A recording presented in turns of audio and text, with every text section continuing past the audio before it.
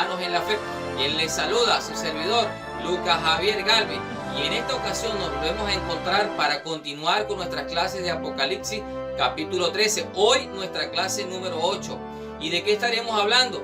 Acerca de lo que dice el versículo 7, que a esta bestia se le permitió guerrear, luchar contra los santos de Dios y vencerlos. Y sobre esto tiene mucho que decirnos el himno que está sonando como música de fondo, que lleva por título Castillo fuerte es nuestro Dios, himno que fue compuesto en la Edad Media por Martín Lutero, mejor conocido en la historia universal como el Lucero de la Reforma, un hombre que representa y simboliza una lucha antagónica entre el bien y el mal, representada en su momento por aquellos fieles que conocían de la palabra de Dios y querían cumplir la voluntad de nuestro amado Jesús, y por otra parte una fuerza unida al poder civil que era el clero romano, quien quería imponer su autoridad a cuesta de lo que le costara incluso la vida a muchos cristianos en la Edad Media. Y sobre esto estaremos desarrollando nuestra clase de hoy, así que no te la pierdas. Se le dio poder para hacer la guerra a los santos y vencerlos. Y se le dio autoridad sobre toda tribu, pueblo, lengua y nación. Bien, y como hemos venido estudiando, existe una correspondencia entre la primera bestia de Apocalipsis 13 y el cuerno pequeño que se le dio en visión a Daniel en el capítulo 7. Sobre la primera bestia dice el relato que se le dio poder para guerrear o luchar contra los santos y vencerlos. Y del cuerno pequeño se dice en Daniel el capítulo 7, versículo 25, y a los santos del Altísimo quebrantará. Estos recordemos que representan un mismo poder, según hemos demostrado en clases anteriores, representa al poder papal. Así que ahora escuchemos un hecho que marcó un hito importante en la historia dentro del clero romano y ocurrió el 30 de marzo del año 2000. Escuchemos de boca del máximo representante de esta organización lo que dijo. La Iglesia debería arrodillarse ante Dios e implorar perdón por los pecados pasados y presentes cometidos por sus hijos e hijas. El Papa que acabamos de escuchar en esta declaración era Juan Pablo II. ¿Y de qué pedía perdón? ¿Cuáles eran las razones? Más adelante ese día en la ceremonia se leyó una carta en la cual se pusieron los motivos por los cuales el Papa había hecho esta declaración pública. Y esta rezaba de la siguiente manera: por los pecados cometidos al servicio de la verdad, la intolerancia y la violencia en contra de los disidentes, guerras de religión, violencias y abusos en las cruzadas y métodos coactivos en la Inquisición. Todo esto desarrollado durante el periodo de la Edad Media. Por el miedo a perder el poder, la Iglesia Católica, junto a diferentes reinados, crearon terribles métodos para infundir miedo, dolor, terror y retractaciones de cristianos fieles. Solo con el propósito de prevalecer en el poder, fueron capaces de esto y muchas cosas más espantosas. Desde el año 1100 aproximadamente, el Sacro Imperio Romano, que controlaba a los países más importantes de Europa, se atribuía el único derecho a decidir sobre la salvación o no de las personas, incluso después de la muerte. Estas ideas sembraron pánico. Sin embargo, aún existían valientes, entre ellos fieles cristianos, y otros solo rebeldes sociales que se atrevían a enfrentar esta iglesia con sus doctrinas. La iglesia y los reyes se veían amenazados por estos, a quienes tacharon de herejes. Entre estos se contaban, por ejemplo, los valdenses y cátaros. El primer registro oficial de la creación definitiva de un método de persecución permanente a la herejía fue con los cátaros. Eran el grupo más hostil frente a la fe católica, y en el año 1208 una conspiración de estos asesinó a un representante papal que predicaba la fe cristiana. Con esto, en ese entonces el Papa Inocencio III mandó una cruzada para exterminarlos. En el año 1215 el Papa convocó a todos los líderes cristianos para informarles de la creación de una nueva institución para perseguir herejes. En ese entonces había nacido la llamada Santa Inquisición en Roma. A mediados del siglo IX, el Papa Gregorio nombró los inquisidores. Estos llegaron luego a las naciones de España, Francia, Alemania e Italia. Estos se insertaron entre los pueblos y tenían una red secreta de informadores espías, llamados cleros parroquiales. También confiaban en rumores de la misma población para acusar a supuestos herejes. Cualquier acusado se convertía en víctima de arrestos e interrogatorios y torturas. Era casi imposible probar la inocencia ante el Estado, ya que el caso era por la profesión de fe apegada al verdadero evangelio o por el simple hecho de pensar diferente. Los inquisidores pedían a los acusados nuevos nombres, y si estos no cooperaban, los amarraban a la pared y lo dejaban sin comida. Por el solo miedo a eso, los acusados daban nuevos nombres falsos, sin importar las consecuencias. Pero lo peor y lo más temido era la tortura, que en la Edad Media se consideraba un método aceptable, luego que el Papa Inocencio IV, en 1252, lo volviera legal. Siempre que hubiera razones para hacerlo, estos eran métodos potentes, de los más crueles inventados en toda la historia, entre los cuales se menciona uno que consistía en encerrar una rata sobre el estómago del acusado, y a su vez se aplicaba gas o calor, para que las ratas se desesperen y cavaran una salida por el estómago de la víctima. Otro método espantoso era el de la garrucha, que consistía en atar los brazos del acusado por la espalda y una pesa atada a sus pies.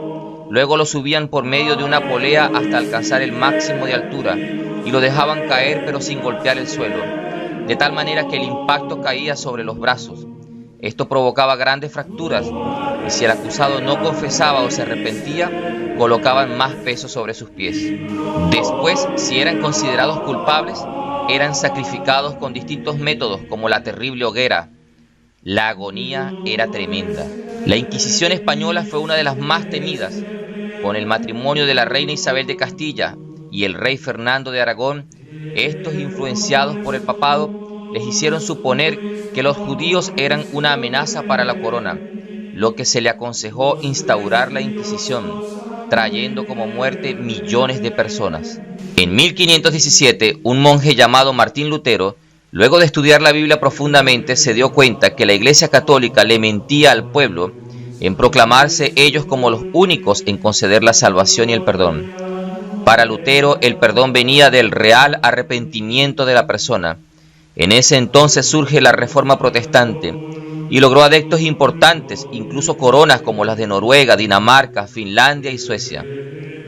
Era cuestión de tiempo para que este movimiento llegara al Reino de España, pero cuando llegaron los protestantes se les persiguió de una manera nunca antes vista, ya que una vez acusados no existía el perdón ni el arrepentimiento. Eran quemadas vivas familias enteras, niños, ancianos, sin ninguna distinción. En pocos años esto acabó con casi todo el protestantismo de España, matando a millones de cristianos fieles. Con una duración de más de 6 siglos, las inquisiciones fueron hechas para supuestamente mantener un orden y un poder. Sin embargo, provocaron todo lo contrario, generaron revueltas, dolor y por sobre todo, mucho sufrimiento. Mientras los valdenses sucumbían en las montañas del Piamonte, a causa de la palabra de Dios y del testimonio de Jesús, sus hermanos, los albigenses de Francia, testificaban de la misma manera por la verdad. En los días de la Reforma, los discípulos de esta habían sucumbido en medio de horribles tormentos. Reyes y nobles, mujeres de elevada alcurnia, delicadas doncellas, la flor y nata de la nación se habían recreado viendo las agonías de los mártires de Jesús. Pero lo más inicuo que se registra en el lóbrego catálogo de los crímenes, el más horrible de los actos diabólicos de aquella sucesión de siglos espantosos, fue la matanza de San Bartolomé. Todavía se estremece horrorizado el mundo al recordar las escenas de aquella carnicería, la más vil y alevosa que se registra. El rey de Francia, instado por los sacerdotes y prelados de Roma, sancionó tan espantoso crimen. El tañido de una campana, resonando a medianoche, dio la señal del degüello. Millares de protestantes que dormían tranquilamente en sus casas, confiando en la palabra que les había dado el rey, asegurándoles protección, fueron arrastrados a la calle sin previo aviso y asesinados a sangre fría.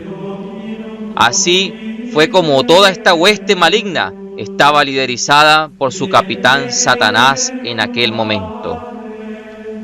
La matanza continuó en París por 7 días, con una furia indescriptible durante los 3 primeros, y no se limitó a la ciudad, sino que por decreto especial del rey se hizo extensiva a todas las provincias y pueblos donde había protestantes.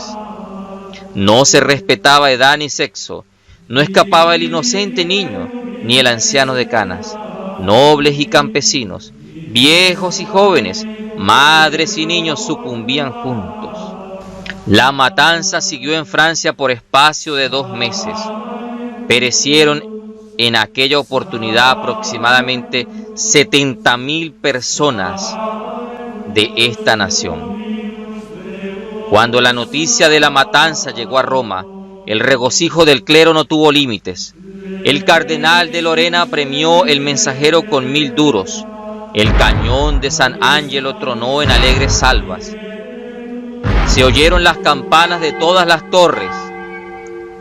Innumerables fogatas convirtieron la noche en día, y el Papa Gregorio XIII, acompañado de los cardenales y otros dignatarios eclesiásticos, se encaminaron en larga procesión a la iglesia de San Luis, donde el cardenal de Lorena cantó el himno Te Deum, que traducido al español lleva por título A ti, oh Dios, un himno de agradecimiento y de alabanza y de reconocimiento al Dios excelso y poderoso. Y es el himno que hemos venido escuchando en este fondo musical en los últimos minutos, y del cual una versión en español dice de la siguiente manera en sus primeras frases: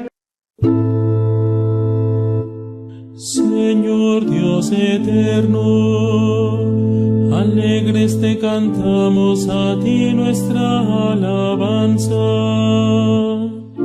A ti, Padre del cielo, te aclama la creación.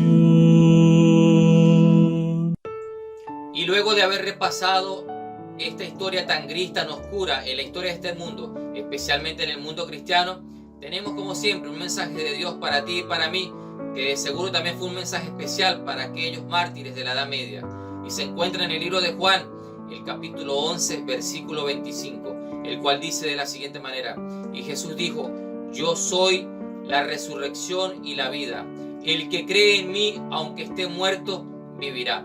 Que esa sea nuestra esperanza, que nuestros ojos estén puestos en esas palabras, porque pronto ha de venir nuestro amado Jesús, y junto con él trae la recompensa para todos aquellos que deciden defender su verdad, su palabra, a cuesta de lo que sea.